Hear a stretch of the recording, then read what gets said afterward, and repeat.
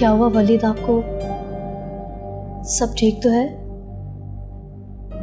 अरबाज मामा ने कुछ कहा क्या? कुछ कह ही तो नहीं रहे।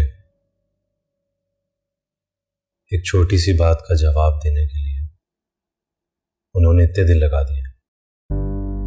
मुझे बताएं आप, शायद मैं आपकी कोई हेल्प कर सकूं। तुम इस मामले में मेरी मदद क्यों करोगे?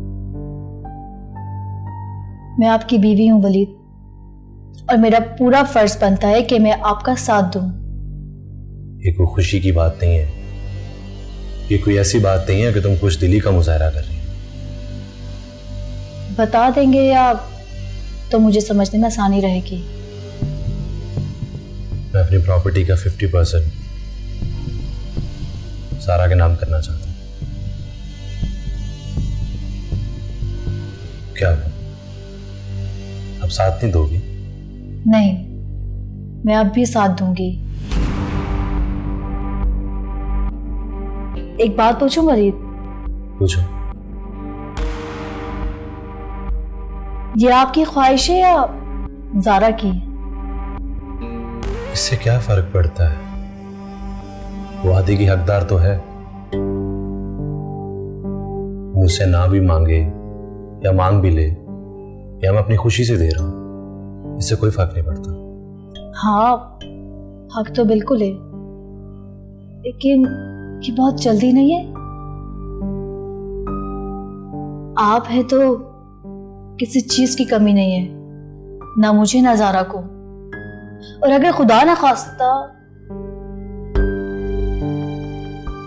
मेरा मतलब है खुद ब खुद उसे आपकी जायदाद में से आधा हिस्सा मिल जाएगा, तो जल्दी किस बात की उसे? ये तुम नहीं, तुम्हारा हसद बोल रहा है, पता है तुम्हें?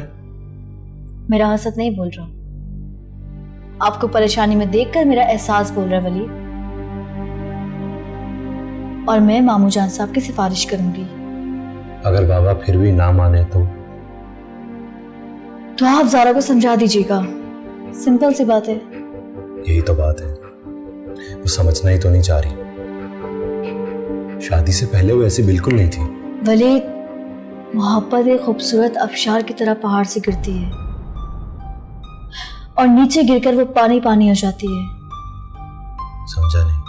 सादा सी बात है, शादी के बाद मोहब्बत रोजमर्रा के बर्तन में गिरती है और उस जैसी हो जाती है। जो जज्बा कभी नफा नुकसान की परवाह नहीं करता ना, वो नफा और नुकसान के बारे में सोचने लगता है।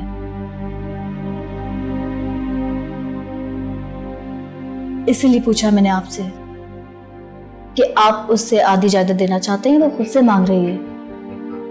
और आपने कहा कि क्या फर्क पड़ता है? फर्क पड़ता है वलीद। क्या तुम मेरी मदद कर सकती हो? बिल्कुल।